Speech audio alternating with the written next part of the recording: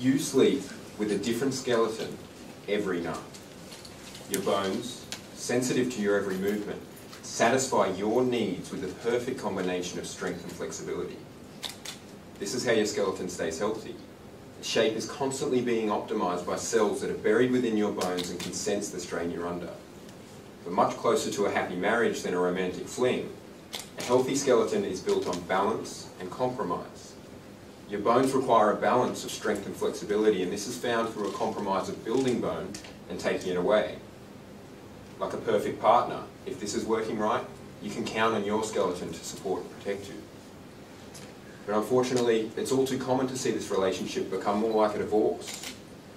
More than half of you here will suffer skeletal disease in your lifetime, imbalance making your bones so fragile they become likely to snap. Like a divorce, this is incredibly costly and painful. Osteoporosis alone will cost $40,000 in just the 3 minutes I'm talking. And a painful fracture is likely to be how you find out your bones are starting to wane. Whilst unlike a divorce, where you might just feel like you're going to die from a broken heart, your risk of dying is very real if you break your hip. But what if we could find out how it all goes wrong and rescue this relationship? I mean, the health of any relationship comes down to the little things, and skeletal health is no different. I'm talking about the tens of thousands of genes, some of which determine how your bones behave. We've known for a long time that genetics play a huge role in determining the health of your skeleton, and yet we still understand very little about the specific genes and key processes that are required to keep your bones healthy.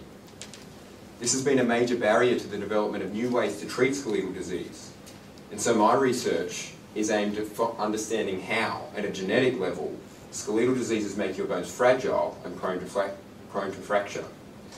The aim of my research is to find ways to rekindle the balance of give and take that once saw your skeleton withstand the strains of daily life.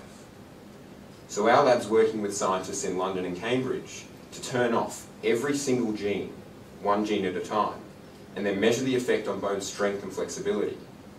The enormous scale of this project has already seen us identify genes that no one had any idea influenced the skeleton. Gestures that, when absent, undermine bones, making them easy to break. But it's rarely a single thing that undermines a whole relationship. And similarly, genes don't work by themselves. They operate in complex, interacting networks and must work together to keep things running smoothly.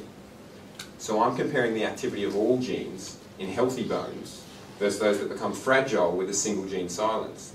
And this is allowing me to see beyond the individual genes and start to understand how these actions are contributing to the fundamental needs not being met in skeletal diseases. By getting to the heart of what it is that keeps bones healthy, my research is working to ensure that your skeleton is the one that you want to spend the rest of your life with. Thank you.